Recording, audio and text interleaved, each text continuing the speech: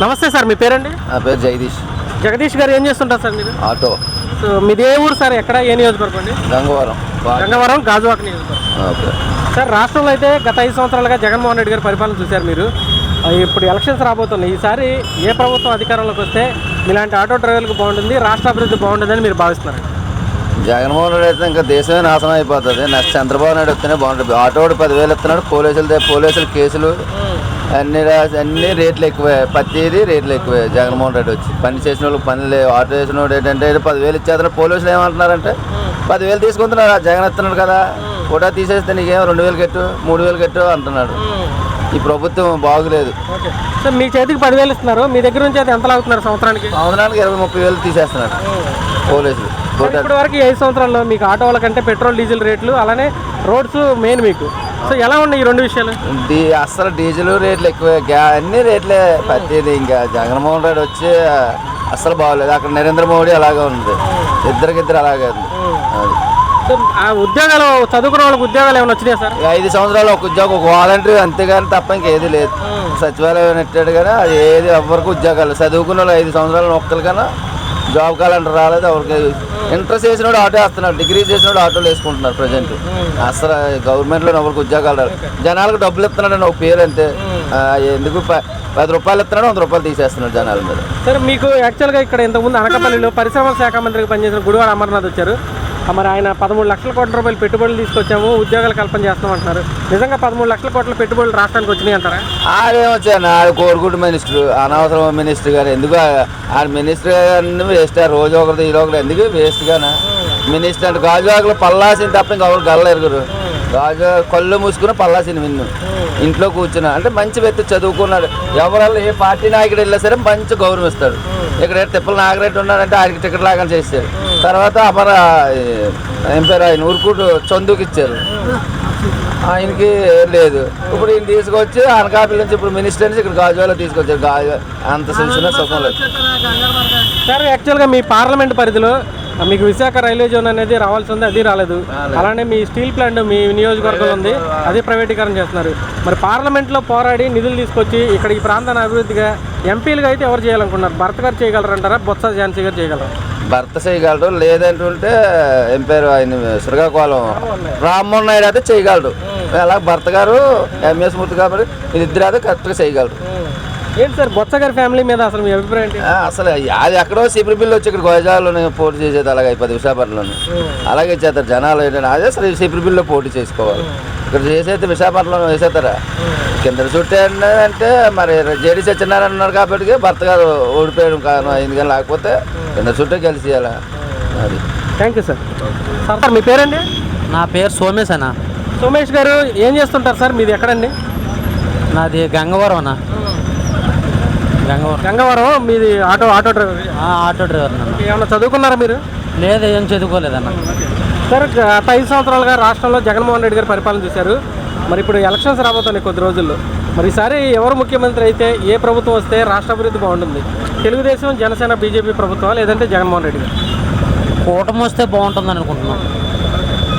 ఎందుకంటే సార్ కూటమి ఎందుకు కావాలనుకుంటున్నారు? టీడీపీ జనసేన 3 పొత్తు కదా, కేంద్రంతో పొత్తున్నారు కదా, ఏదైనా అభివృద్ధి జరుగుతుంది అనేసి. ఎలా ఉంది సార్ ఈ 5 సంవత్సరాలు అయితే? ఎలా ఉంది? సంక్షేమ పథకాలు ఇవన్నీ ఇస్తున్నామంటున్నారు. 5 సంవత్సరాలు అయితే పరిపాలన ఏం బాగోలేదన్న. పరిపాలన ఏం బాగోలేదు చూస్తున్నాం. అందరూ ప్రజలు కూడా చూస్తున్నారు. నిత్యావసర వస్తువులు రేట్లు పెరిగిపోయి ఇప్పుడు సామాన్య ప్రజలు రోడ్డు మీద బ్రతకడం చాలా కష్టం అయిపోతుంది. పనులు లేవు, గ్యాసులని, రైస్ అని, ఇది అన్నీ కూడా రేట్లు పెరిగిపోయి చాలా ఇబ్బంది పడుతున్నారన్న. పథకాలు ఇస్తున్నారు కదా భయ్యా, మీరు పథకాల గురించి మాట్లాడరండి. పథకాలు ఇస్తున్నారు, పథకాల వల్లే కదా ఈ రేట్లు పెరిగిపోతున్నాయి. ఇప్పుడు ప్రజలు 10,000 రూపాయలు కూలి పని చూపిస్తే అందరూ బ్రతుకుతారు. మెయిన్ పనులు లేవు. పనులు లేక ఈ రేట్లు పనిచేసి పథకాలు ఇస్తే ఎలా బాగుంటుంది? బాగోదు కదా. అందుకోసం ప్రజలు ఇక్కడి నుంచైనా తిరుగుబాటు అవుతారనేసి అనుకుంటున్నాం. మంచి ప్రభుత్వం రావాలని ప్రజలు కోరుకుంటున్నారు. సార్, మీ ఆటో డ్రైవర్లకి ఒక 10,000 ఎంత ఇస్తున్నట్టున్న సంవత్సరానికి. మీకు ఎలా ఉంది పరిస్థితి? పెట్రోల్ డీజిల్ రేట్లు కానీ, మీకు రోడ్స్ కానీ ఎలా ఉంది అసలు? Diesel rate పెరిగిపోయిందన్న. డీజిల్ రేట్లు పెరిగిపోయి 10,000 ఇచ్చినా కొందరికి పడుతున్నాయి, కొందరికి పడట్లేదు. అందరికీ పథకం వర్క్ చేస్తలేదు. ఇక్కడైతే అమర్నాథ్ గారు పోటీ చేస్తున్నారు. 13 లక్షల కోట్ల పెట్టుబడులు తీసుకొచ్చాము, ఇక్కడ ఉద్యోగాలు కల్పించాము అని చెప్తున్నారు. నిజంగా ఉద్యోగాలు వచ్చినాయి చదువుకునే పిల్లలకి? లేవు, ఉద్యోగాలు రాలేదన్న. ఉద్యోగాలు వస్తే ఎందుకు ఉద్యోగాలు వచ్చారు? అందరూ ఎటువంటి చదువులు చదివినా రోడ్డు ముందే తిరుగుతున్నారు. అందరూ కూడా ఫీల్డ్కి అలవాటు పడిపోయి ఫీల్డ్కి వస్తున్నారు. ఏ పని చేద్దామన్నా పనులు కూడా లేవు. ఉద్యోగాలు ఉంటే ప్రభుత్వం బాగుందని అందరూ చెప్పుకున్నాం. ఉద్యోగాలు లేకే కదా ప్రభుత్వం బాగలేదు అంటున్నారు. సార్ మరి ఇక్కడ విశాఖ స్టీల్ ప్లాంట్ కూడా ప్రైవేటీకరణ చేస్తున్నారు, మీకు ఎలా అనిపిస్తుంది మీ ఏరియాలో ఉన్నది? స్టీల్ ప్లాంట్ ప్రైవేట్ పరం అయిపోతే ఇక్కడ ఎంప్లాయీస్ కాంట్రాక్ట్ లేబర్ అందరూ ఇబ్బంది పడతారు కదా. అలాగే గంగవరం పోర్టు కూడా ఉపాధి, చాలామంది గంగవరం ప్రజలు కూడా ఉపాధి కోల్పోతున్నారు. అక్కడ ఉన్న 300 ఉద్యోగాలు మొత్తం 700 ఉద్యోగాలు అని చెప్పేసి 300 ఉద్యోగాలు ఇచ్చారు. అక్కడ శాలరీస్ కూడా సరిగ్గా ఇవ్వట్లేదు పోర్ట్ ఎంప్లాయీస్ కానీ. వాళ్ళందరూ చాలా ఇబ్బంది పడుతున్నారు సార్. సో మీకు పార్లమెంటు అంటే కేంద్రం నుంచి నిధులు సాధించాలంటే ఎంపీ పరిధిలో ఉంటుంది. మరి ఈ ప్రాంత ఎంపీగా ఒక పక్కన భర్త గారు పోటీ చేస్తున్నారు తెలుగుదేశం తరఫున, వైసీపీ తరఫున బొత్స ఫ్యామిలీ నుంచి పోటీ చేస్తున్నారు. ఇద్దరులో ఎవరు బెటర్ అనుకుంటున్నారు? భర్త గారు బాగుంటుందేమో అనుకుంటున్నాం. అందరూ టీడీపీ నుంచి జనసేన, టీడీపీ, బీజేపీ కూటమి నుంచి బాగుంటుందేమో అనుకుంటున్నాం. అందరూ బాగుంటే ఆయన భర్త గారు వస్తే మంచి నిధులు తీసుకొచ్చి ఇక్కడ ఉద్యోగాలు అవి వస్తాయి. పిల్లలు చదువుకో ఉన్నారు, మేమంటే ఆటోలు వేసుకుంటున్నాం. చదువుకుని పెద్ద చదువులు చదివించి ఉన్నారు. వాళ్ళు కూడా ఈ మొత్తి పదార్థాలకు అలవాటు పడిపోయి ఉద్యోగాలు లేక ఏదోలా తిరుగుతున్నారో తెలియట్లేదు. భయ్యా నిజంగా ఈ ప్రభుత్వం వచ్చిన తర్వాత గంజాయి డ్రగ్స్ పెరిగినాయి అంటున్నారు. మీరు ఆటో డ్రైవర్గా తిరుగుతూ ఉంటారు, చూస్తూ ఉంటారు కదా, నిజంగా అవి పెరిగినాయా? చూస్తున్నాం కదండి, ఎక్కడ మన వైజాగ్ పోర్టులో 25,000 టన్నులు ఏదో దొరికింది అంటున్నారు. అలాగే ఎక్కడెక్కడ పడితే గంజాయి అదే అంటున్నారు. చూస్తున్నాం వీడియోలు, యూట్యూబ్లు చూస్తున్నాం, ఫేస్బుక్లు చూస్తున్నాం. అవి చూసినా చెప్పగలుగుతున్నాం. ఎక్కడ పడితే అక్కడే గంజాయి ఎక్కువగా ఉంటుందనేసి ప్రజలు కూడా చూస్తున్నారు. వీడియోలు ప్రదర్శనగా వస్తున్నాయి, అవి చూస్తున్నాం కదా. ఇక్కడ పల్లా శ్రీనివాస్ గారి పరిస్థితి ఏంటి సార్? కూటమి నుంచి పల్లా శ్రీనికి వస్తే బాగుంటుంది. పవన్ కళ్యాణ్ రావాలనుకున్నాం.